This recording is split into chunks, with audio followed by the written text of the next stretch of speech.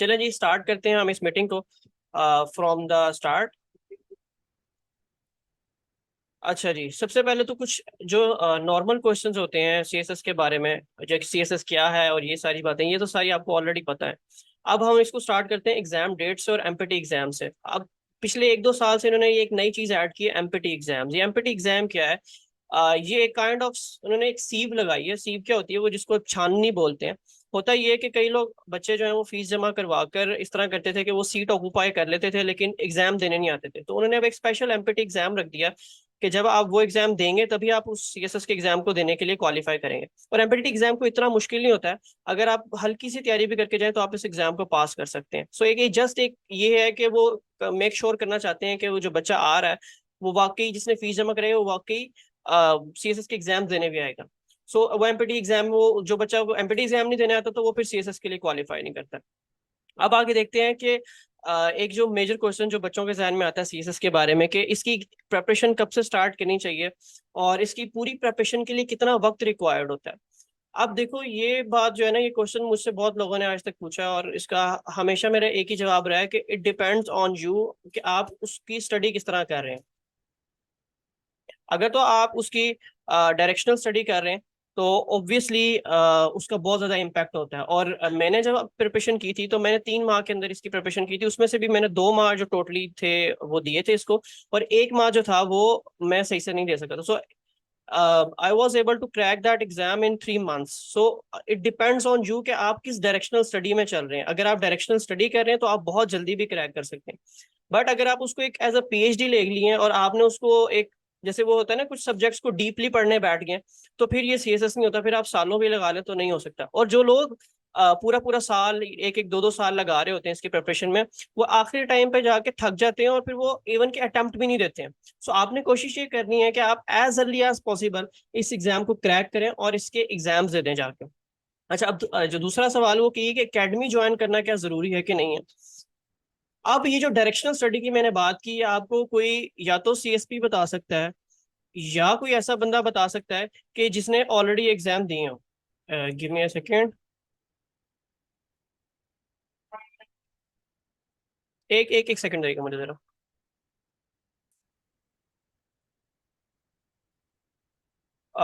कुछ लोगों को लिंक ज्वाइन करने में मसला हो रहा है। मेरी कोऑर्डिनेटर उन्हें देख लेंगी। अच्छा जी, चलें जी, बैक टू द मीटिंग। मैं स्क्रीन शेयर करता हूँ दोबारा से। अच्छा जी, सो हम इस क्वेश्चन पे थे कि क्या एकेडमी को ज्वाइन करना कितना जरूरी है। अब मैंने डायरेक्शनल स्टडी की बात की है। वो डायरेक्शनल स्टडी आपको वही बंदा बता सकता है या तो वो उस पूरे साइकिल से एक दफा गुजरा और उसने उस साइकिल को पास भी किया हो। नहीं तो आपको बहुत सारी टिप्स एंड ट्रिक्स मिल जाएंगी कि जिन्होंने पास नहीं किया हुआ, बट वो आपको बहुत सारे टिप्स दे देंगे। लेकिन जिसने उसको क्रैक किया और कम से कम वक्त में क्रैक किया, उसकी गाइडलाइन इंतहाई इंपॉर्टेंट है। Without that you are not able to pass this exam. अगर आपको गाइडलाइन नहीं है और अगर आपने खुद से स्टार्ट किया, हाँ अगर आपने खुद से भी स्टार्ट, कई लोग बड़े ना वो होते हैं काइंड ऑफ के बड़े तेज होते हैं। वो लोग क्या करेंगे, यूट्यूब से देखेंगे, हर जगह से उसके बारे में अच्छी तरह से रिसर्च करेंगे किस तरह पढ़ना है, क्या करना है। अगर वो काम आप कर रहे हैं तो दैट्स बेस्ट। लेकिन अगर आप वो काम नहीं कर रहे हैं और बस आपने किताबें मंगवाई और स्टार्ट कर दिया, तो समझ लें कि आप अपना टाइम वेस्ट कर रहे हैं। अच्छा जी, अब कंपल्सरी एंड ऑप्शनल वाले सब्जेक्ट, वैसे तो मैंने इंग्लिश ऐसे को डिस्क्राइब करना था, बट मुझे लगा कि ये जो क्वेश्चन है ये बहुत इंपॉर्टेंट है। जो बच्चे एग्जाम्स दे रहे होते हैं तो उनको ये क्वेश्चन का जवाब देना बहुत जरूरी है। अच्छा, हाउ टू चूज सब्जेक्ट्स और सब्जेक्ट रिलेटेड डिग्री, ये सबसे मोस्ट कह लो आस्किंग क्वेश्चन है जो पूछा जाता है कि सर ऑप्शनल्स कौन से चूज करें। हम लोग तो, मेरा सब्जेक्ट ये है, मैंने तो इसमें डिग्री की हुई है तो मुझे ये सब्जेक्ट चूज करना है। ऐसा बिल्कुल नहीं है कभी भी। एक तो साइंस सब्जेक्ट्स की तरफ ना जाए। अगर आपकी डिग्री केमिकल इंजीनियरिंग में है, अगर आपकी डिग्री किसी मैथ्स में है या केमिस्ट्री में है, फिजिक्स में है, never ever opt science subjects. Risk बहुत ज्यादा बढ़ जाता है क्योंकि उसमें या तो छक्का है या आउट है। तो आपने हमेशा छक्का ही अगर लगा, ये नहीं होता कि हर बॉल पे शाहिद अफरीदी भी छक्का नहीं मारते थे, उसका आप ट्रैक रिकॉर्ड देखें तो बहुत दफा आउट भी हुआ है। सो आपने वो सब्जेक्ट चूज करना है जो बहुत ज्यादा मार्क्स देता हो और जिसका सिलेबस जो है वो बहुत क्लोज एंडेड हो। क्लोज एंडेड जो सिलेबस है ना वो बहुत इंपॉर्टेंट है। और क्लोज एंडेड सिलेबस से मतलब क्या है? क्लोज एंडेड सिलेबस से मतलब ये कि जैसे इंटरनेशनल रिलेशंस है। अब इंटरनेशनल रिलेशंस में हर साल कुछ ना कुछ नया हो रहा है, कुछ ना कुछ नई चीजें हो रही हैं। तो वो सब्जेक्ट आप क्लोज नहीं, आप उसे ओपन एंडेड बोलेंगे। लेकिन एक सब्जेक्ट है political science. Political science is a close ended subject के जिसका एक दफा आपने सिलेबस कवर कर लिया तो देयर इज 110% चांस कि आप उस सब्जेक्ट को पास करेंगे और आप उसमें अच्छे मार्क्स भी ले सकते हैं। लेकिन अगर आप आईआर सब्जेक्ट या इस तरह के सब्जेक्ट जो ओपन एंडेड है, अगर आपने उनको पूरी तरह से पढ़ भी लिया, उनका सिलेबस पूरा तैयार कर लिया, देन भी कोई कंफर्म नहीं है कि आप उसको पास कर सकें, या हो सकता है कुछ ऐसा आ जाए कि आप उसको ना अटेम्प्ट कर सकें। हमेशा वो सब्जेक्ट चूज करना है जो मार्क्स देता हो। अब मैं केमिकल इंजीनियर था, मैंने अपनी अटेम्प्ट के अंदर मेरे सब्जेक्ट सुन लें क्या थे, पॉलिटिकल साइंस और criminology, US history, governance and public policy, Punjabi, even Punjabi. So बहुत मुश्किल था उसको करना, लेकिन इसीलिए तो पास कर लिया ना 3 माह की प्रिपरेशन के बाद।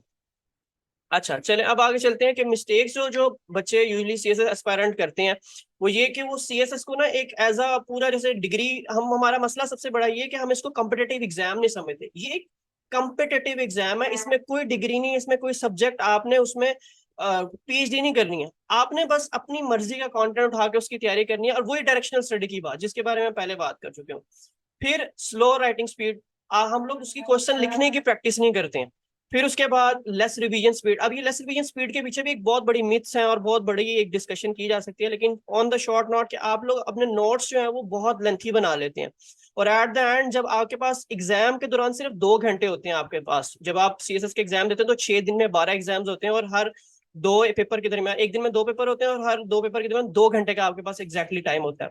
उस टाइम के अंदर अगर आपने एक पूरा रजिस्टर पे नोट्स बनाए हुए हैं तो आप कभी भी उसको वो नहीं कर सकेंगे। मैं आपको ये कहूंगा कि वन पेपर स्टडी के ऊपर आप जाएं। वन पेपर स्टडी भी हम लोग कभी ना कभी फिर कभी डिस्कस करेंगे, बट अभी टाइम शॉर्ट होने की वजह से हम लोग अगले पॉइंट पे चलते हैं। Critical analysis. क्रिटिकल एनालिसिस भी बहुत इंपॉर्टेंट है इन टर्म्स ऑफ कि अगर आप सीएसएस में भी खैर इतना ज्यादा इंपॉर्टेंट है, लेकिन पीएमएस के अटेम्प्ट के लिए भी बहुत जरूरी होता है क्रिटिकल एनालिसिस की। पीएमएस तो all in all critical analysis है। जो सीएसएस है उसके अंदर जो आपके 3 क्वेश्चन है ना वो बगैर क्रिटिकल एनालिसिस के होते हैं। आप जब भी कोई एग्जाम उठा के देख ले, 3 क्वेश्चन होंगे जो सब्जेक्टिव टाइप होंगे, कि अगर आपने उसकी एग्जाम को पूरे से मतलब आपने रट्टा मारा हुआ है पूरे सब्जेक्ट का, तो आपके वो 3 क्वेश्चन निकल जाएंगे। एक क्वेश्चन उसमें ना आपको वो इस तरह दिया होता है उन्होंने बना के कि आपको एक क्वेश्चन अपने जहन से सॉल्व करना पड़ता है, अपने सारे नॉलेज को एक जगह पे इकट्ठा करके उसको सॉल्व करना पड़ता है। तो उस क्वेश्चन को क्रैक करना, उसमें किधर से स्टार्ट करना है किधर से एंड करना है, ये भी एक्सट्रीमली इंपॉर्टेंट है। उस एग्जामिनर को नहीं पता कि आपके पास कितना नॉलेज है क्या है, उस आपने जो लिखा वही उस तक पहुंचना है। और तीसरी लास्ट बार, taking CSS as a career, वो तो बिल्कुल भी नहीं करना है। CSS is always a second option, ये एक कैरियर नहीं है। आप लोग वो लोग जो उसको एज अ कैरियर ले लेते हैं उनको हमने खुदकुशियां करते हुए भी देखा है जब उनकी अटेम्प्ट क्लियर नहीं होती। सीएसएस एक कैरियर नहीं है। हाँ 3-4 माह 5 माह की मेहनत लगाएं, फुल डायरेक्शनल स्टडी करें और एग्जाम दें, क्लियर होता है तो ठीक है, नहीं तो आप सेकंड अटेम्प्ट भी दें, थर्ड अटेम्प्ट भी दें, बट अपना एक साइड पे आप काम करते हैं जो आप कर रहे हैं। इसको मतलब ये नहीं कि सब कुछ छोड़ के सिर्फ इसको तैयार करने लग जाए। अच्छा जी, अब आ जाते हैं, अब मेरा जो मेन टॉपिक था, काफी वक्त आप लोगों का जाया कर दिया इन फजूल सी टिप्स के लिए। अब टिप्स एंड ट्रिक्स इंग्लिश ऐसे की बात करते हैं। 100 नंबर का मेन बैरियर है आपका। मेन बैरियर से मतलब ये कि सीएसएस की जो पूरी बुनियाद है, जो पूरी बिल्डिंग है सॉरी, वो इसकी इस बुनियाद पे खड़ी है, इंग्लिश ऐसे की। मोस्ट ऑफ द टाइम ये होता है कि बच्चे सारे पास कर जाते हैं लेकिन इंग्लिश ऐसे नहीं पास कर पाते। तो इंग्लिश ऐसे पास करने का भी ना कोई इतना कोई रॉकेट साइंस नहीं है। अगर आपको टॉपिक क्रैक करना आता है ना तो आप इंग्लिश ऐसे पास कर सकते हैं। अब इसके ऊपर कई लोग कहते हैं जी प्रैक्टिस बहुत जरूरी है, 1 घंटे में 5,000 वर्ड्स लिखने आने चाहिए, और इस तरह की बहुत सारी मीथ्स हैं कि बहुत ज्यादा तेज लिखना आना चाहिए। ग्रामर ऑब्वियसली इंपॉर्टेंट है, बट मैं आपको बताऊं कि मैंने जाने से पहले, मैंने अपनी अटेम्प्ट से पहले एक दफा भी पूरा ऐसे नहीं लिखा था। मैंने हमेशा आउटलाइंस बनाई, ओपनिंग पैराग्राफ लिखा, बहुत दफा लिखा, इतनी दफा लिखा कि और किसी शायद बंदा उतना ना लिखते हो। हर बंदा जो है वही ना डायरेक्शनल स्टडी, क्यों लोग भागते हैं पूरा ऐसे लिखने की तरफ। पूरा ऐसे लिखने में आप अपना जस्ट एनर्जी वेस्ट कर रहे हैं। कोई उस एग्जामिनर के पास टोटल 2.5 मिनट होते हैं आपका ऐसे चेक करने के लिए। उसने आपकी आउटलाइन देखनी है, उसने आपका ओपनिंग पैराग्राफ देखना है, ओपनिंग लाइन देखनी है, एंडिंग पैराग्राफ देखना है, दैट्स इट। बीच में अगर उसको गलती नजर आ गई, पेज पलटते हो तो आ गई, नहीं तो आप पार है। सो मेन जो आपकी चीज है ना वो है आउटलाइन, और आपका जो उसको क्रैक करना, टॉपिक को कैसे क्रैक करना है, क्या करना है, उसमें किस तरह से करना है, इसके ऊपर भी हम थोड़ी सी बात करते हैं। मैं अपना पेपर भी शेयर करता हूँ जो मेरे टाइम पे पेपर था और मैंने वो ऐसे कैसे चूज किया। दूसरा, अब उस टॉपिक को कैसे चूज करना है। जब आपके पास पेपर आ गया, उस पर आपको एसेज आ गए, उसके ऊपर आपके पास काफी ज्यादा जो है वो ऑप्शंस हैं।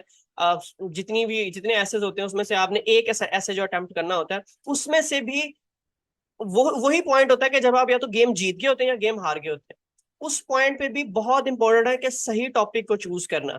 अब जैसे कि मैं आपको शेयर करता हूँ, 1 मिनट।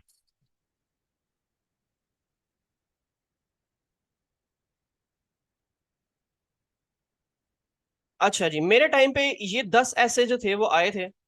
मेरे ख्याल से स्क्रीन अब आप लोगों को नजर आ रही होगी। अच्छा जी, ये 10 ऐसे थे। अब देखो, ऐसे चूज करने का ना, जो टॉपिक चूज करने के कौन सा ऐसे अब आप अटेम्प्ट करें और आप इस पे लिखें एग्जाम के अंदर, ये भी बड़ा इंपॉर्टेंट, आपको मैंने बता दिया पोर्शन है। अब इसके अंदर सबसे पहले तो आपने लिटरेरी ऐसे निकाल दो। अगर तो आपका बैकग्राउंड है MPhil in literature, in English literature, तभी आपने अटेम्प्ट करना है, otherwise never ever go for them. तो ये मैंने निकाल दिया पहला। ये भी एक तरीका है सीव लगाने का। मैं एक सीव लगा रहा हूँ कि जिसमें से मुझे एंड पे देखना है कि मेरे पास कौन से एसेस बचते हैं। और ऐसे के जो इंपॉर्टेंट टॉपिक्स होते हैं वो भी हम आपको इसी ग्रुप में शेयर कर देंगे, मे बी टुडे या टुमारो या जब जब भी, कि कौन कौन से ऐसे जो है वो आप तैयार कर लें, तो उसमें से आपका एक दो आपको ऐसे आती होते हैं हमेशा। ठीक है, आप 10 एक टॉपिक्स की लिस्ट होगी, उसको आप अगर तैयार करें तो आप बड़े आराम से कर सकते हैं। अच्छा, मेरे पास टाइम बहुत शॉर्ट है, मुझे मैसेजेस आ रहे हैं।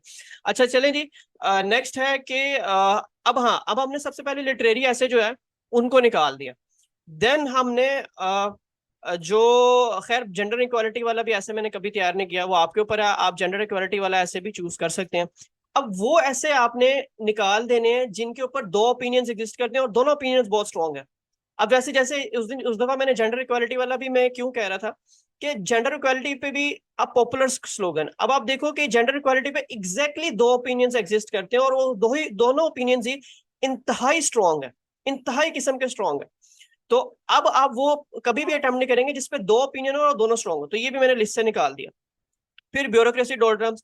अब ब्यूरोक्रेसी डोल्ड्रम्स ये भी एक कंट्रोवर्शियल टॉपिक है। सो कंट्रोवर्शियल टॉपिक किसी की तरफ नहीं जाना, कश्मीर वाला टॉपिक है उस पर नहीं जाना। कोई ऐसा टॉपिक आ रहा है जिसमें कोई यूक्रेन वॉर या यूएस वॉर या इंटरनेशनल कॉन्स्पिरेसी डिस्कस हो रही हो, उसमें बिल्कुल नहीं जाना। ठीक है। अब देखो, ये लास्ट वाला टॉपिक भी मैंने निकाल दिया, ये भी लिटरेरी था। फिर intercultural communication is a panacea to avoid third war, ये तो मुझे समझ ही नहीं आई थी ना उसको। इंटरकल्चरल कम्युनिकेशन मुझे समझ आ गई कि दो कल्चर्स के दरमियान कम्युनिकेशन, बट मुझे इस टॉपिक की समझ नहीं आई, तो ये भी मुझे थोड़ा सा कंट्रोवर्शियल लगा, ये मैंने निकाल दिया। कोविड 19, अब देखो ये वाला टॉपिक भी मैंने क्यों नहीं सिलेक्ट किया, हालांकि उस वक्त बड़ा हॉट टॉपिक था, बहुत लोगों के पास नॉलेज था, लेकिन इसके बारे में अभी जितना भी मटेरियल आ रहा है वो मेच्योर नहीं है।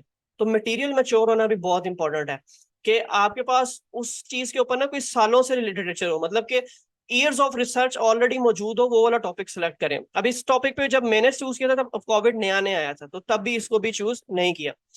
मीनिंग पर्पज एजुकेशन, ये भी मुझे काइंड ऑफ हल्का सा लिटरेरी लगा और वो दोनों मिक्स लगा, डिस्क्रिप्टिव और ये सारा कुछ मिक्स लगा, तो ये भी मैंने अटेम्प्ट नहीं किया। ये again universal human equality is topic, अब ये इसके ऊपर भी दो ओपिनियन एग्जिस्ट करते हैं, जो कि दोनों के दोनों ओपिनियन बहुत ज्यादा स्ट्रॉन्ग है। सो वैसे जिन जिनके भी मैसेजेस आ रहे हैं, अभी हम लोगों ने वो करना है, क्वेश्चन आंसर सेशन करना है, तो टेंशन नहीं लेना। अच्छा, फिर लास्ट ऐसे बचा pros and cons of globalisation. Simple descriptive, कि जिसके अंदर आपने क्या करना है कि सिंपल आपने ग्लोबलाइजेशन के प्रोस बताने, कॉन्स बताने, ना कोई कंट्रोवर्सी ना कुछ, जस्ट इसके पॉलिटिकल सोशल इन्वायरमेंटल जितने में ब्रेक डाउन कर सकता था मैंने किए। इवन दो कि मेरे पहले पेज के ऊपर इन्वायरमेंट की स्पेलिंग मैंने गलत लिखे थे, बट मेरी आउटलाइन इतनी कमाल थी कि शायद उसको वो नजर ना आया हो। मैंने उसको 5 चीजों में डिवाइड किया: पॉलिटिकल, इकोनॉमिकल, सोशल, एजुकेशनल और इस तरह की।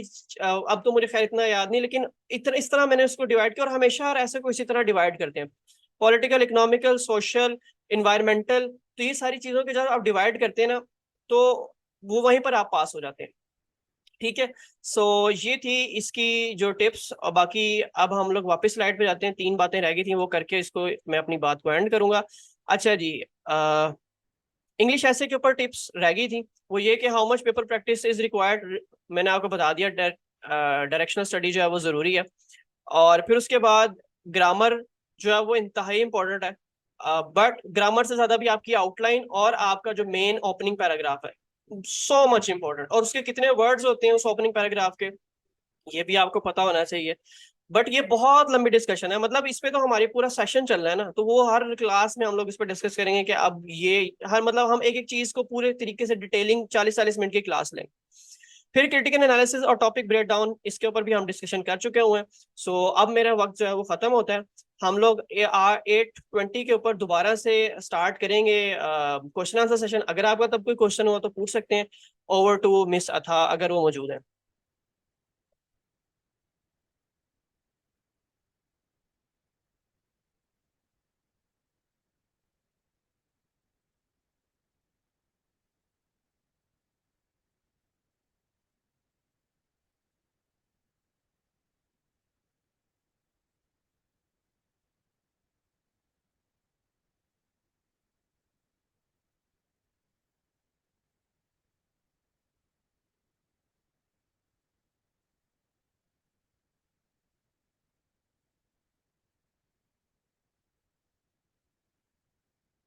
अथा आप हमारे साथ मीटिंग में मौजूद हैं?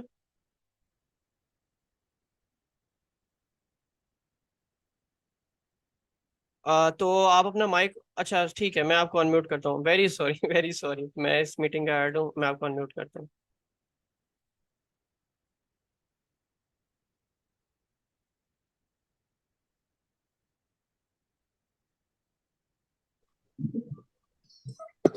Assalamu alaikum everyone. Hope you all are doing great and having a great time with your teachers or with your instructors. So I'm Athaz Rees and I'm basically a lecturer at University of Agriculture. And other than that, I'm an English language instructor at US Consulates program named as English Access. And other than that, I attempted in 2021 and I actually passed CSS essay and Pressy both. But unfortunately, definitely हम सबके साथ कोई ना कोई हादसा होता है और मेरे साथ हादसा हुआ in terms of Punjabi. So this is another story which we will be discussing it later on. So today we are going to talk about English Pressy and composition exams format. As the title of my slide shows that we are just going to discuss the format of the paper, and with the along with the format I'll be discussing many more things. So listen to me carefully. If you have any question, you may raise your hands, and during the meeting I may stop, or at the end of the question answer sessions I'll be answering to all of you. So let's start. As we all know, the paper is of 100 marks. 100 number का paper है जिसको हम अगर divide करें तो vocabulary portion is of 20 marks, and vocabulary के अंदर again there is a division of 10 and 10, यानी कि 10 नंबर के हमारे पास में synonyms होंगे और 10 नंबर के antonyms होते हैं। ठीक है, और टू बी वेरी ऑनेस्ट ये बहुत एलियन synonyms and antonyms होते हैं। आपने शायद अपनी जिंदगी में बहुत कम ऐसे वर्ड्स सुनेंगे, but it does not mean कि आप नालायक हैं या आपकी तैयारी अच्छी नहीं थी। It is not like that. Oxford dictionary अगर हम उठाएं तो there are more than a million words, right? तो इतने सारे वर्ड्स को याद करना, ये मेमोराइज रखना at the same time is not possible. So somehow we can say that it is totally depends upon luck. But other than luck I would say कि एक कुछ जैसे लॉजिकल रीजनिंग के क्वेश्चन मैथमेटिक्स में होते हैं, यहाँ पर भी कुछ लॉजिकल रीजनिंग और फॉर्मूलाज अप्लाई करते हुए you can score around 5 to 6 marks. तो 20 में से ये तुक्का भी लग सकता है आपका। सो उसको भी स्ट्रेटेजिकली अब करना चाहिए। सो ये है हमारा part A which is like very much depending upon the luck. और इसके बाद जो सेकंड पार्ट इसका मैं कहूंगी जो कि लक की बेस के ऊपर है, that is pair of words और द इडियम्स। क्योंकि definitely it's not possible for a human mind to memorize all the idioms and pair of words that are present around the dictionaries, around the websites at one point. So again आपकी किस्मत है या हमारी किस्मत है कि अगर 1 point के ऊपर हमारे पास में वोकैबुलरी के हम 10 मार्क्स ले रहे हैं तो पेयर ऑफ वर्ड्स हो सकता है हमें आए। अच्छा, पेयर ऑफ वर्ड्स की भी वी हैव अ डिवीजन कि समटाइम्स हमें या तो 10 नंबर की इडियम्स आते हैं और 10 नंबर के पेयर ऑफ वर्ड्स, लेकिन कभी कभार ऐसा भी होता है कि आपको 5 पेयर ऑफ वर्ड्स और 5 इडियम्स का पेयर बनाते हुए आपके पास में पेपर आ जाए। So it is varying from year to year के डिफरेंट ईयर्स के अंदर क्या रेशो रही है। सो इसके बाद में जो सबसे प्यारा पोर्शन है, जिस मैं इसलिए प्यारा कह रही हूँ क्योंकि यहाँ पे 20 मार्क्स को स्कोर करना won't be a difficult task for all of you. It is not a difficult task. So your actual exam strategy starts from here, from the basic grammar. And basic grammar के अंदर मैं बात करूं तो there is another division जिसको हम sentence correction कह सकते हैं. गलत sentence लिखा होगा उसके अंदर मतलब आपको आ सकता है, लाइक कहीं पे आपको आर्टिकल ऐड करना है, एन ऐड करना होगा, या sometime there is mistake of the preposition, sometime there is a spelling mistake, or sometime placement की mistake होगी. So these kind of words are not going to be difficult. Then comes preposition. अगर हम preposition की बात करें तो we all know prepositions means preposition. Preposition means that कि आपने इसकी नाउन की प्लेसमेंट बतानी होती है कि कौन सी चीज कहाँ पर है. For example the cat is on the table और at the table, right. So noun का रिलेशनशिप विद द एक्शंस, उसके लिए हम लोग sometimes we use the prepositions which is also known as prepositions. And other than that we have punctuation. Punctuation भी आती है. Punctuation हम सब ने एफएससी या एफए के टाइम पीरियड के अंदर there used to be a question for 5 marks जिसमें हमने कॉमा की प्लेसमेंट करनी होती है, फुल स्टॉप लगाना होता है, कैपिटलाइजेशन होती है, इन्वर्टेड कॉमास होते हैं, या आपने कॉलन लगाना है, सेमी कॉलन लगाना है. These are these type of things. So 3 चीजें we have discussed earlier: sentence correction, prepositions, punctuations, and one more thing that sometimes paper में 2 चीजें आती हैं: एनालॉजीज. एनालॉजीज के अंदर इस तरह से होता है कि आपकी 2 चीजों का आपस में कनेक्शन बताया होता है. For example let me give you an example. should I write it or should I tell? I think writing is not possible. Writing is not possible, it's all right. So analysis में simple 2 चीजों का आपस में link होता है. For example blue wall, दरम्यान में हम जैसे रेशो है, प्रोपोर्शन आ जाएगी, 4 डॉट्स आते हैं, और इसी तरीके से 2 और चीजों का आपस में ताल्लुक है. जैसे ब्लू वॉल है तो माइट पॉसिबल येलो कलर के साथ में कोई और कॉम्बिनेशन आ जाएगा, येलो फ्लावर आ जाएगा, और नीचे कुछ और ऑप्शंस होंगे. तो you are going to select the one which is more appropriate. So we will be providing you the list of some analogies which are very common from the past papers or from the different notes that we already have for all of you. और इसके बाद में sometimes आपके पास में आ जाते हैं direct indirect. Direct indirect, obviously directed speech को आपने इनडायरेक्टेड में लिखना होता है. लाइक कॉमर्स में होती है एक चीज इन्वर्टेड कॉमर्स में, और आपने उसको इन्वर्टेड कॉमर्स से खोल के लिखना है. That is totally dependent upon the tenses. Got it? जी चले. Okay, fine. Okay, fine.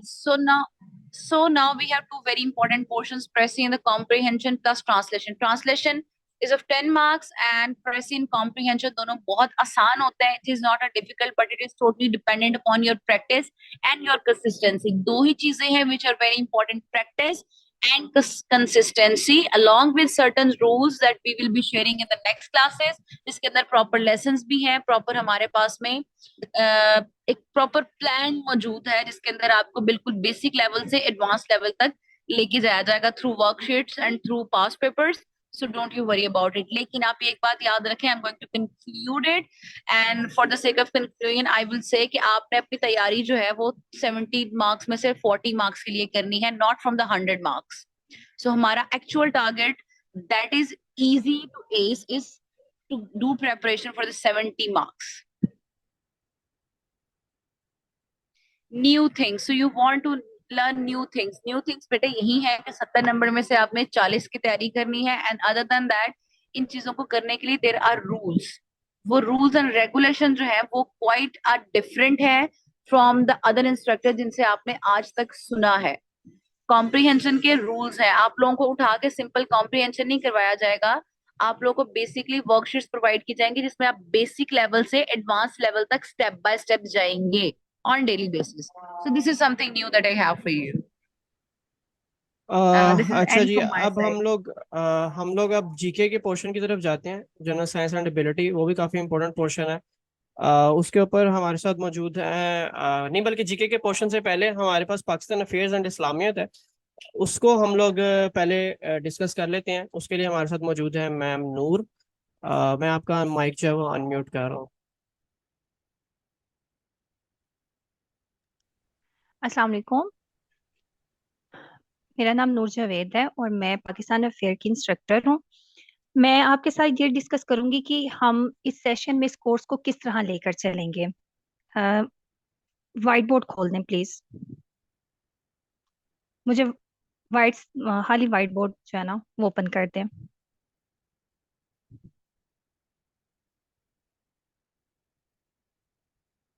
Okay. Pakistan affair का जो कोर्स है बेसिकली वो 3 पार्ट्स में डिवाइडेड है। अगर उसको देखा जाए तो उसकी प्री पार्टीशन, पोस्ट पार्टीशन और करंट टॉपिक्स पे आने लगा हुआ है क्वेश्चंस। सुभान मैं लिख नहीं पा रही इस पे। ठहरें, ठीक है। प्री पार्टीशन का, उसके अलावा पोस्ट पार्टीशन और करंट, ये 3 एरियाज में हम पाकिस्तान अफेयर्स को कवर करेंगे। अब मोस्टली स्टूडेंट जो होता है ना उसकी परसेप्शन ये है कि अगर हम प्री पार्टीशन को छोड़ के पोस्ट पार्टीशन और करंट पर ज्यादा फोकस कर लें तो हमारा पेपर पास हो जाएगा। तो ये बच्चे की परसेप्शन बहुत गलत है, क्योंकि पिछले 2-3 सालों से ट्रेंड जो एफपीएससी थोड़ा चेंज कर रही है, वो करंट एरियाज पे ज्यादा हिट करने लगी हुई है। लेकिन पाकिस्तान अफेयर और करंट अफेयर में यही डिफरेंस है। अगर आप पाकिस्तान अफेयर के अंदर सिर्फ और सिर्फ करंट सिनेरियो को प्रिपेयर कर लेंगे तो फिर वो पेपर पाकिस्तान अफेयर का नहीं रहेगा, वो करंट अफेयर का बन जाएगा। यही चीज स्टूडेंट एस्पायरेंट जो है वो गलती करते हैं और क्या करते हैं, अपने मार्क्स जो है वो लूज कर जाते हैं। प्री पार्टीशन में हम लोग किन टॉपिक्स को कवर करेंगे, इसके अंदर हम इमरजेंस ऑफ इस्लाम की बात करेंगे। इमरजेंस ऑफ इस्लाम हमारे जो सब कॉन्टिनेंट में वो किस तरह हुई, वो 2 तरह से हुई, इन्वेडर्स के थ्रू हुई और हमारे जितने भी रिलीजन स्कॉलर्स हैं उनके थ्रू हुई। उसके बाद हम अपनी डायरेक्ट टाइमलाइन पे आएंगे 1905 से लेकर 1947 तक। इसमें इंपॉर्टेंट जितने इवेंट्स हुए हैं हम उसको डिस्कस करेंगे। और इसमें मैं आपको सिखाऊंगी कि किस तरह अगर एक स्पेसिफिक इवेंट आता है तो हमने अपनी पिछली टाइमलाइन को यूटिलाइज किस तरह करना है। उसके बाद हम बात करेंगे पोस्ट पार्टीशन की। पोस्ट पार्टीशन के अंदर हम 1947 से टिल हम 2023 तक की बात करेंगे। इसके अंदर किस तरह गवर्नमेंट जो है वो चेंज हुई, किस गवर्नमेंट ने दूसरी गवर्नमेंट को आकर टॉपल किया। उसके अलावा मार्शल लॉज जो हमारे 4 लगे हैं उसमें क्या क्या सिनेरियो रहा है, हमारी इकोनॉमिकल कंडीशन उनमें क्या आ रही, हमारी पॉलिटिकल कंडीशन उसमें क्या आ रही, कॉन्स्टिट्यूशनल जो हमारे बने उसमें चेंजेस जो आई, अमेंडमेंट हुई, वो सारे के सारे डिस्कस हम पोस्ट पार्टीशन के अंदर करेंगे। ये क्वेश्चन अगर हम पास्ट पेपर उठा के एनालिसिस करें तो प्री पार्टीशन पोस्ट पार्टीशन के अंदर से हमारे 4 से 5 क्वेश्चन जो है वो कवर हो जाते हैं। करंट सिनेरियो पे जो क्वेश्चंस हमारे से पूछे जाते हैं वो 2 एरियाज में पूछे जाते हैं, एक तो हमारे नेशनली और एक ग्लोबली।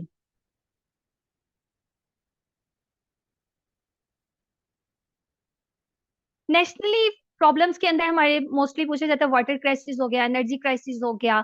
इसके अलावा हमारे जो एजुकेशन से रिलेटेड पॉलिसीज वगैरह बनने लगी हुई हैं उससे रिलेटेड हमारे क्वेश्चन हो जाए, फॉरेन पॉलिसी से रिलेटेड हो गया, हाइड्रोपॉलिटिक्स वगैरह। ये सारे के सारे नेशनल्स हमारे इशू हैं जो कि हम पाकिस्तान अफेयर में डिस्कस करेंगे। ग्लोबली इश्यूज के अंदर हमारे जो दूसरे ममालिक के साथ रिलेशन है, जैसे पाक अफगान रिलेशन हो गया, पाक ईरान रिलेशन हो गया, पाक यूएस रिलेशन हो गया, पाक टर्की, पाक चाइना और कश्मीर इश्यूज वगैरह, ये ग्लोबली लेवल पर हम इन सारे टॉपिक्स को कवर करेंगे। मेन इस सेशन में आपको जो चीज सिखाने वाली होगी वो ये होगी कि आपने क्वेश्चन को क्रैक किस तरह करना है, किस तरह मटेरियल को यूटिलाइज करके आपने बैकग्राउंड को प्रेजेंट सिनेरियो के साथ मिंगल करके क्वेश्चन को अटेम्प्ट करना है। बात स्टूडेंट क्या गलती करते हैं, यहाँ तो सिर्फ और सिर्फ वो पास्ट सिनेरियो बैकग्राउंड को ही डिफाइन बहुत जो है ना लेंथ उनकी उसके पास्ट सिनेरियो की बहुत ज्यादा लेंथ कर देते हैं और प्रेजेंट को वो डिफाइन बिल्कुल ही नहीं कर पाते। और बात स्टूडेंट जो वो प्रेजेंट पे इतना ज्यादा एम्फसाइज कर देते हैं कि पास्ट को बिल्कुल निगलेक्ट कर देते हैं। तो मेन इस सेशन का हमारा मकसद जो है मटेरियल प्रोवाइड करने के साथ साथ आपको ट्रिक्स सिखाना है कि किस तरह आपने एक क्वेश्चन को क्रैक करना है, क्वेश्चन स्टेटमेंट को समझते हुए उसमें कितना पास्ट पोर्शन को आपने रखना है और कितना आपने प्रेजेंट पोर्शन को इंपॉर्टेंस देनी है। आपके हाल सिर्फ आपको जो है ना इसमें हमारे पाकिस्तान अफेयर के सेशन में आपको लेक्चर्स नहीं डिलीवर किए जाएंगे, बल्कि आपकी बहुत ज्यादा टेस्टिंग की जाएगी। आप पास्ट पेपर्स का बार बार आपके साथ एनालिसिस किया जाएगा। आपके अंदर एनालिसिस करने की एबिलिटी को जो है ना, उसको पॉलिश किया जाएगा। हर बच्चे के अंदर एनालिसिस की एबिलिटी पाई जाती है, लेकिन मेन मसला क्या होता है, उस एबिलिटी को पॉलिश नहीं किया जाता और बच्चा समझ ही नहीं पा रहा, तो बच्चा बुक्स के पीछे भागता है, हमें ये बुक्स रिकमेंड कर दें, हम ये पढ़ लेंगे, हम ये पढ़ लेंगे। लेकिन जो बच्चे की अपनी एबिलिटी है, उसको बाहर निकाला ही नहीं जाता। और मेरे इस क्लास में, इस पूरे कोर्स में मेरा जो मेन एम्फासाइज होगा, लेक्चर तो मैं डिलीवर करूंगी, साथ आपको नोट्स भी मैं शेयर करूंगी, आपके साथ जो करंट आर्टिकल्स वगैरह चल रहे हैं उन्हें भी मैं डिस्कस करूंगी। लेकिन मेरा उससे हटके जो सबसे ज्यादा एम्फासाइज होगा वो आपकी राइटिंग स्किल्स पे होगा, कि जितनी ज्यादा आपको प्रैक्टिस होगी, जितनी ज्यादा आप चीजों को लिख के मुझे चेक करवाएंगे, उतना ही ज्यादा आप पेपर में अच्छा जो है ना वो मटेरियल प्रोड्यूस कर पाएंगे। ठीक है जी, पाकिस्तान अफेयर्स के लिए मैं इतना ही डिस्कस करूंगी। मजीद। अब हम जीके को डिस्कस कर लेते हैं। जी जी, जीके के पहले। जीके के ओके। टीचर्स को हम इनवाइट कर देते हैं। हमारे साथ अब है मिस मोना, जो कि जीके को डिस्कस करेंगे। जीके के सिलेबस को मैं स्क्रीन शेयर कर देता हूँ।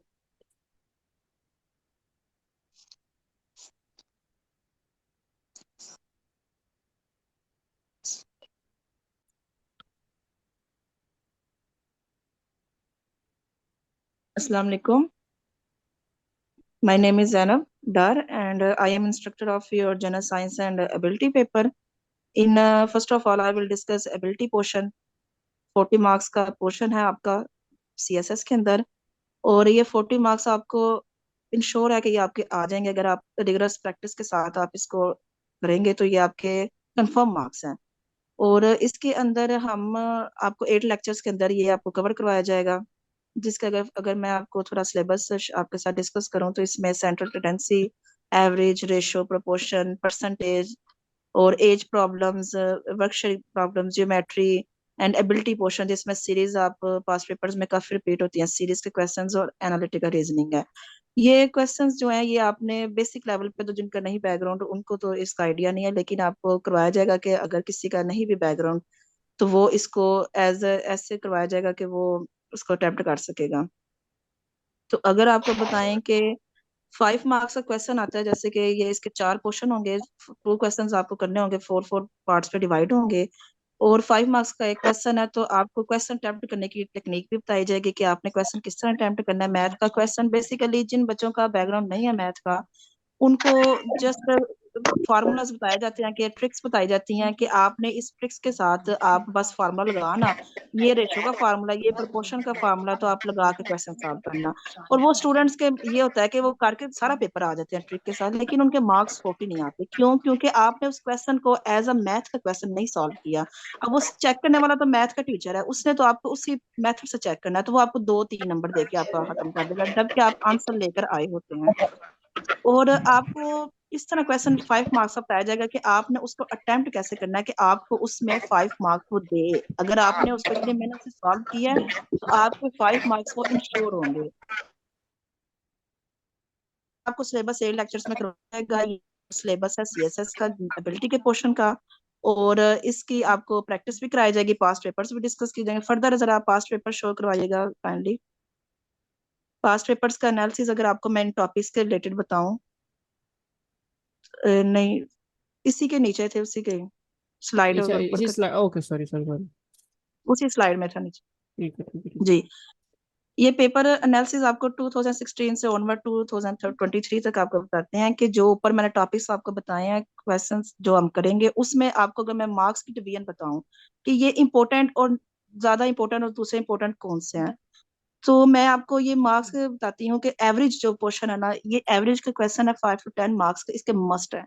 अगर आप ये 8 टॉपिक्स अगर आपको करवाए जाए और आप अगर मेरे साथ इसको अच्छी तरह प्रैक्टिस के साथ कर लेंगे, तो डेफिनेटली आपके 40 मार्क्स इस तरह आएंगे कि 5 to 10 मार्क्स एवरेज के आने ही आने हैं।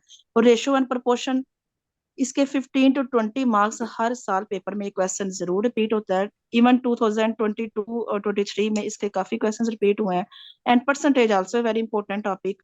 एंड 20 मार्क्स, 20 to 25 मार्क्स का परसेंटेज क्वेश्चन मस्ट आते हैं। तो ये आपके साथ डिस्कस किए जाएंगे सारे पास्ट पेपर्स, इवन आपको दिखाए जाएंगे क्वेश्चंस के ये इसके अंदर कैसे कैसे किस तरह का क्वेश्चन आया और किस तरह किया जाएगा, फर्दर आपको बताया जाएगा। आगे एज प्रॉब्लम्स है, एज प्रॉब्लम्स में भी 10 to 15 मार्क्स का क्वेश्चन आता है। और ज्योमेट्री 2021 एंड 20 से ऑनवर्ड 2023 तक ज्योमेट्री जो है ना वो मोस्ट हिट उसने किया एग्जामिनर ने इसको, और 30 to 40 मार्क्स का ना उसने सिर्फ ज्योमेट्री डाल दिया। अब जो स्टूडेंट, मैं आपको यही तो बताना चाह रही हूँ कि जैसे बाकी स्टूडेंट्स क्या होते हैं कि जिनका नहीं बैकग्राउंड होता, वो सिर्फ रेशो प्रोपोर्शन का फॉर्मूला लगा के तो सवाल तो कर आते हैं। भाई आपने 40 मार्क्स लेने हैं तो आपको ज्योमेट्री आपको एक सही प्रैक्टिस के साथ करवाई जाएगी और बकायदा बताया जाएगा कि आपने ज्योमेट्री वही करेगा जिसकी सही दिल लगा के मैथ करता होगा, जिसको समझ आती होगी। तो बाकी तो आपने लगा दी फार्मूला, लेकिन ज्योमेट्री के आपको बकायदा डायग्राम से प्रैक्टिस करवाई जाएगी इंशाल्लाह। और मेंटल एबिलिटीज के क्वेश्चन में सीरीज है, सीरीज अगर आप देखेंगे तो 5 to 10 मार्क्स के आते ही आते हैं। एनालिटिकल रीजनिंग है, और ये इतना इंपॉर्टेंट नहीं है पोर्शन, पहले था 2021 से पहले, लेकिन 2021 के बाद इसके इतने क्वेश्चन नहीं आए। और जो मैंने आपको बताया था रेंज, मीन, मीडियन, मॉड जो होते हैं वो भी 5 to 10 मार्क्स का ही है। और जो मोस्ट यूनिक जो आपको इस एबिलिटी के पोर्शन में करवाया जाएगा वो आपको पास्ट पेपर के क्वेश्चन डेली बेस पे आपको आपके साथ डिस्कस किए जाएंगे। यही नहीं कि सिर्फ आपको क्वेश्चन करवा दिया और आपको कह दिया कि ठीक है आप ये एक्सरसाइज सॉल्व करें, नहीं। जब तक आप पास्ट पेपर के एग्जामिनर की दी हुई स्टेटमेंट को नहीं ना अटेम्प्ट करेंगे, आपको आइडिया नहीं होता कि एग्जामिनर किस तरह वो सवाल पूछता है। वो आपने देखा होगा कि वो लंबी लंबी स्टेटमेंट में क्वेश्चन पूछते हैं, तो बच्चा यही कंफ्यूज हो जाता है कि यार हमें तो क्लास में उन्होंने सिर्फ ये बताया था कि ये फार्मूला है तो इस तरह लगा देना, तो इधर तो इतनी स्टेटमेंट्स आ रही हैं, तो ये तो बहुत मुश्किल है। तो पास्ट पेपर के जो क्वेश्चंस है ना ये आपको डिस्कस किए जाएंगे और आपको सॉल्व भी करवाए जाएंगे डेली, ताकि आपकी जो प्रैक्टिस है ना वो जितनी रिगरस प्रैक्टिस आप करेंगे उतना ही ये अच्छा होगा, ये एबिलिटी का। और आपको बताया जाएगा कि आपने 5 मार्क्स के क्वेश्चन के लिए किस तरह उस स्टेटमेंट को ब्रेक करना है मैथ की, और किस किस पोर्शन में जाके आपने उसको फिर जाके आंसर लेकर आना, डायरेक्ट आंसर वाला चक्कर नहीं। तो इनशाला आपको ये करवाया जाएगा। आपको पास्ट पेपर जब सॉल्व करवाए जाएंगे तो आपको प्रैक्टिस के साथ आइडिया हो जाएगा कि पास्ट पेपर में किस तरह क्वेश्चन को हिट कर और हमने उसको किस तरह लेकर चलना है। तो hope so it will be good experience. अब जनरल साइंस का बताया जाएगा आपको। जनरल साइंस के पोर्शन में मैं आपको फिजिकल साइंस का पोर्शन करवाऊंगी, बाकी पोर्शन आपको एक मैम ममूना वो करवाएंगी। फिजिकल साइंस के अंदर मैं आपको बताती हूँ कि ये जो रेड, ये आपको स्लाइड शो हो रही होगी स्टूडेंट्स को होप सो, ये जो रेड है ये आपको मोस्ट इम्पोर्टेंट है, और जो ग्रीन है ये एवरेज मतलब रिपीटेड है वो, और जो ये येलो वाला आपको याद दिखाया जा रहा है ये लेस इंपॉर्टेंट है, जो इतने रिपीटेड नहीं क्वेश्चन है, लेकिन आपको जरूर करवाए जाएंगे। ये हम नहीं कह सकते कि इस साल नहीं आया, ये पिछले 5 साल से क्वेश्चन रिपीट नहीं हो रहा, तो ये इसका मतलब ये नहीं कि वो इस साल नहीं आ सकता, मे बी वो नेक्स्ट ईयर वो अपनी स्कीम चेंज करे वो क्वेश्चन को हिट करवा दे जाए। लेकिन जो मोस्ट आने वाले हैं वो यही है कि यूनिवर्स, पहले आपको दिखाया जाएगा फिजिकल साइंस में कॉन्स्टिट्यूट एंड स्ट्रक्चर है, इसमें हम यूनिवर्स एंड गैलेक्सी इसको करेंगे, ये मोस्ट इंपॉर्टेंट है। बाकी सिस्टम सन अर्थ मार्स जितने भी ये सारे एवरेज है, और बाकी लेस इंपॉर्टेंट है।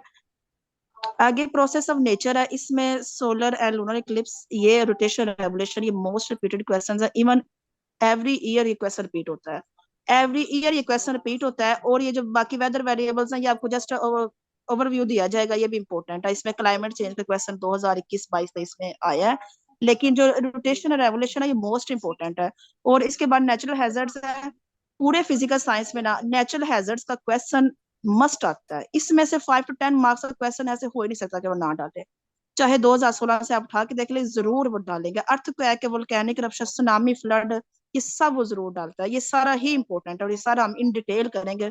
और नीचे एनर्जी रिसोर्सेज है, सोर्सेज ऑफ एनर्जी है जिसमें रिन्यूएबल है, नॉन रिन्यूएबल है, ये भी मोस्ट इंपॉर्टेंट है, ये आपको करवाए जाएंगे अच्छी तरह ये वाले। और उसके बाद एटॉमिक स्ट्रक्चर है, केमिकल बॉन्डिंग है, ये आपको मैम मेमूना करवाएंगी जो बायो की टीचर है। और उसके बाद मॉडर्न मटेरियल्स है जिसमें सिरामिक्स है, ये आप 2023 का पेपर अगर देखेंगे तो उसके अंदर सिरामिक्स का क्वेश्चन पूछा गया है।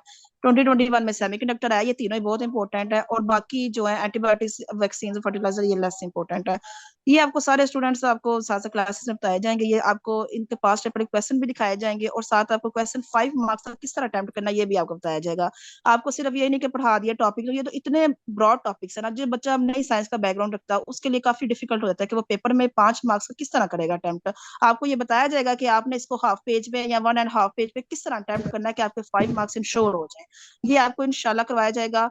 एंड अब बायो साइंस के लिए आपको मैम ममूना बताएंगी कि वो फर्दर किस तरह आपको करवाएंगे।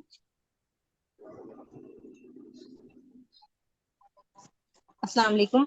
मेरा नाम मैमुना मुजीब है और मैं आपको biological sciences, environmental sciences etcetera जो फिजिकल साइंसेज और एबिलिटी के पोर्शन के अलावा वाला पोर्शन है वो आपको मैं पढ़ाऊंगी। और उसके अंदर हमारी 6 क्लासेस होंगी और उन क्लासेस के अंदर मैं कोशिश करूंगी, क्योंकि सिलेबस बहुत ज़्यादा वाइड है और मैं कोशिश करूंगी कि उसको मैं उसके अंदर कवर करने की कोशिश करूँ।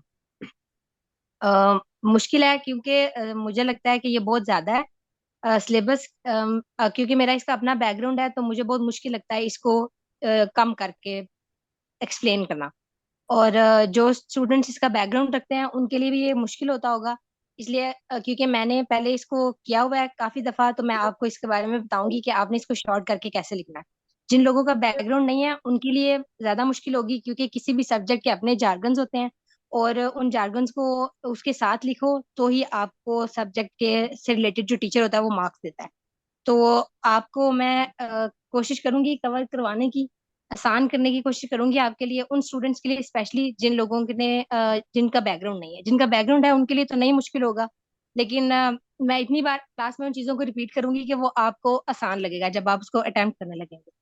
और साथ में आपको मैं इसके क्वेश्चन की जिन स्टूडेंट्स का बैकग्राउंड है उनके लिए उनको मैं बताऊंगी कि आप कैसे इसके क्वेश्चन को शॉर्ट कर सकते हैं और इसकी लेंथ आप कितनी रख सकते हैं और आपको पेपर अटेम्प्ट कैसे करना है इसके बारे में मैं आपको बताऊंगी। और डायग्राम्स, टेबल्स वगैरह और साइकिल्स वगैरह ड्रॉ करने का मैं आपको तरीका बताऊंगी। अच्छा जी। और अ, मटेरियल, नोट्स, हर चीज हम शेयर करेंगे आपके साथ।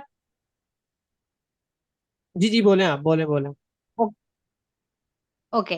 और इसके पास्ट पेपर्स के बारे में भी डिस्कशन करेंगे हम, क्योंकि इसकी काफी सारी चीजें हैं जो रिपीट होती हैं। फॉर एग्जांपल एनवायरमेंटल पोर्शन में से भी काफी सारी चीजें हैं जो रिपीट हो रही हैं और फूड साइंसेज वाले पोर्शन में से भी बायोमॉलिक्यूल्स फॉर एग्जांपल वो भी काफी ज्यादा दफा आ रहे हैं। फिजियोलॉजी वाला पोर्शन में भी से भी रेपिटेशन हो रही है, तो उसके अकॉर्डिंग पास्ट पेपर्स को सामने रखते हुए हम लोग इसकी तैयारी करेंगे। जी ठीक है, बहुत शुक्रिया आप ओके। सबका।